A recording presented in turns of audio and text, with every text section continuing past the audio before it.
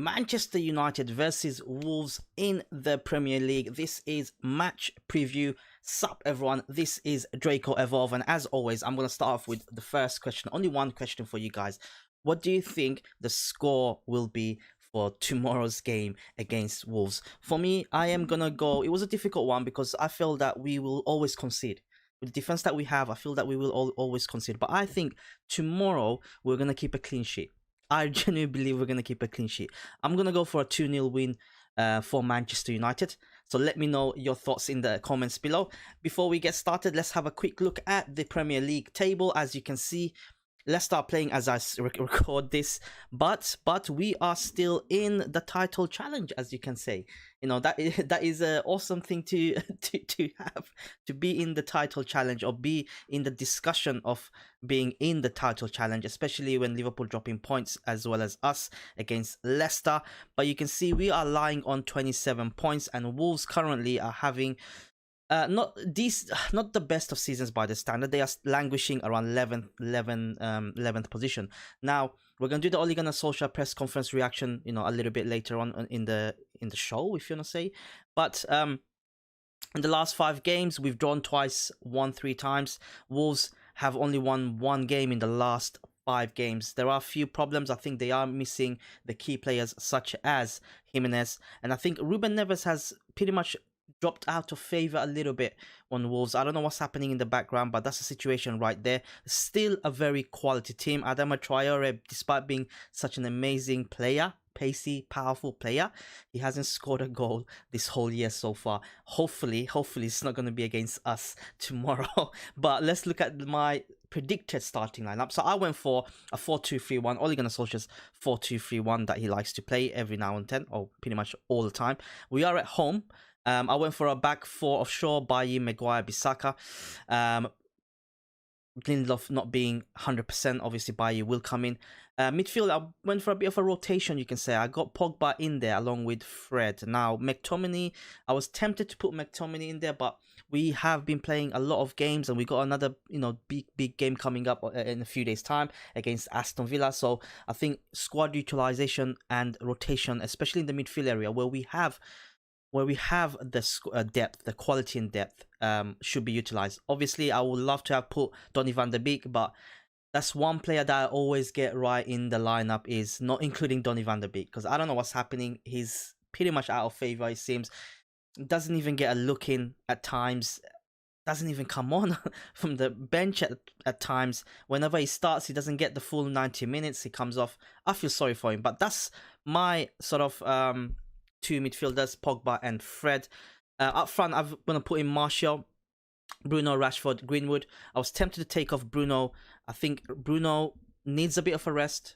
He has been playing a lot of games, and there is a risk of him picking up injuries, as well as Harry Maguire. Those two have played literally every single game, started as well every single game. So we need to be a bit more careful. But I think with the way that the league is at the moment, I think that there's no room for risk, you can say. Bruno Fernandes is a fantastic player for us. He basically wins us games. He scores goals and wins us games. And that's the important thing. I think that's the reason why I even put him, despite I'm thinking he might need a rest, I even put him in the lineup. And I think Bruno will start. Up front, obviously, Greenwood, Rashford and Martial. I don't expect to see Dan James. I don't want to see Dan James. I think Dan James' utilization is different. But I would like to see Mason Greenwood. He has had a bit of a break as well, with Dan James starting the last couple of games. Mason Greenwood will be fresher, and I think him being on the right side provides more penetration than, say, a Dan James, more quality than a Dan James. Sorry, my penetration is probably not the right word, but certainly more quality than Dan James. And I think with Wolves, I think they're going to be dogged. They're gonna be organized at the back, and I think we need people to unlock that Wolves defense. That's the reason why I have Pogba and Greenwood in there. They have the vision, as well as Bruno Fernandes. But we all know that, just like I mentioned in my last video, if Bruno Fernandes gets marked out, and he did get marked out pretty much almost the whole game by Ndidi, who's such a quality CDM, then we need another creative outlet in the field to be able to unlock the defense. Pogba does provide that. Now let's look at the Ole Gunner Solskjaer press conference reaction. So he's come out and said a few things, particularly around Edison Cavani's potential contract extension. So this is what he had to say. He's definitely a starter. You don't classify a player of his quality as anything else. He's not really a starter, is he? I trust him, and that's the thing. We have good competition for places, but he'll probably start more games than he won't. Um, he's so meticulous, professional. His habits, everything about him shows why he has had the career he has had. At the moment, it looks like he has got a few years left in him. Even at the age he is, he's still one of the fittest players we have got. I wouldn't say anything else other than that he has made a great impact when he has come on here, and let's just focus on improving everyone. And I agree with that. I agree with that. Like, Edison Cavani has come in and showed tremendous professionalism. He has had impacts when he has played the game or even come off the bench. And he's a typical number 9, a pure number 9 that we do not have in at the club. Don't give me, suggestion that Martial is a number 9. Martial is not a number 9. He's not an out-and-out number 9. Manchester United, over the course of the history, always had an out-and-out number 9. You go back to my days when I started really watching is Ruud van Nistelrooy, Dwight York, and Andy Cole wasn't purely number 9, was he? He was just playing off Dwight York. But Dwight York, Ruud van Nistelrooy, the likes of that, Robin van Persie coming in, Ibrahimovic is another one. We've always had a number 9, and we need to have a traditional number 9. It works. Cavani is a number 9. It works. And I would love to see a front three of Rashford, Cavani, and Martial starting up front, with Martial playing on the right, cutting in, and Rashford on the left, cutting in, because that's playing to the strengths in terms of what foot they use, and Cavani just up front. I think that will be a deadly trio. I think that could be our answer. But I don't know what Martial. Obviously, Martial has been promised he's the number 9. I think they're trying to keep the promise of Anthony Martial of being a number 9, having been even given the shirt that is number 9. But he is not a number 9. Even if he is not an effective number 9 as someone who's done it his whole career, i.e. Edison Cavani. So this is the thing around Cavani. I do think that he will, his contract will get extended. He did mention about Harry Maguire a little bit, like he's focused, he's organized, and I understand that you don't wanna say anything bad against your players in the press conference, and I respect that, and I expect every manager to do that. But I think Ole knows that, you know what, Harry Maguire is not in the best of form. Aaron Wan-Bissaka is not in the best of form. There's a reason why we're conceding on average 2 goals the last 3 games, I believe. There's a lot of pressure on the defense. And I believe United might have gone back the last couple of days and really worked on the defense. I mean, offensively, we're really, really good. Going forward, we're really, really good. Going forward, it seems like we're going to score almost every time, which is a fantastic feeling to have. But going back, it's like we're going to concede almost every time, which is not a very good feeling to have. So I think the last couple of games, or last couple of days, the games are coming thick and fast. I think training drills have been worked on, and I do genuinely believe that we're going to keep a clean sheet tomorrow at 2-0. Obviously, there are investments that's needed to be made at the club, especially the centre-back positions. With Lindelof, God knows how many weeks he's away for. He's apparently going for a back operation, and that could knock him out for a long time now.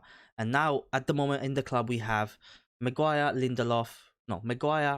Eric Bailly, and Tuanzebe as our fit centre backs. Now, Eric Bailly, we know he's such a great centre back on his day, but he's injury prone. So if he picks up an injury, it's just Tuanzebe. And even Tuanzebe, the last few years, he hasn't been great on his injury front as well, which realistically leaves only Harry Maguire, right?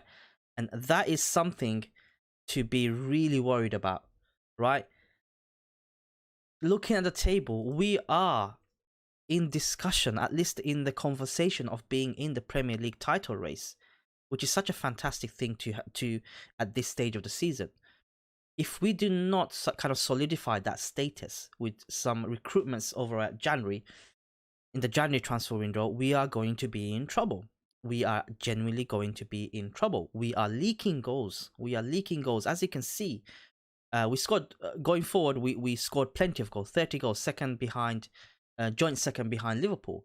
But you see, we considered 23 goals, right? Which is the worst. Which is like what? Which is one of the worst defenses, right? One of the worst defenses. Certainly the worst in the top 6. The worst. Oh wow, the worst in the top 11. The worst top 11, which is top 10, the top part of the table. We have the worst defense, which is not good. Which is not good. I'm just thinking about it like bloody hell. But anyway, this is my match preview. I think we're going to get a good victory, 2-0 tomorrow. I think rotation is the key, especially in the midfield area, to keep the energy going and then look ahead to a more difficult tie against Aston Villa coming up. But Manchester United versus Wolves match preview, including Ole Gunner Solskjaer's interview and press conference reaction. Let me know, guys, your scoreline prediction. I predicted 2-0. Come on, United. Take care.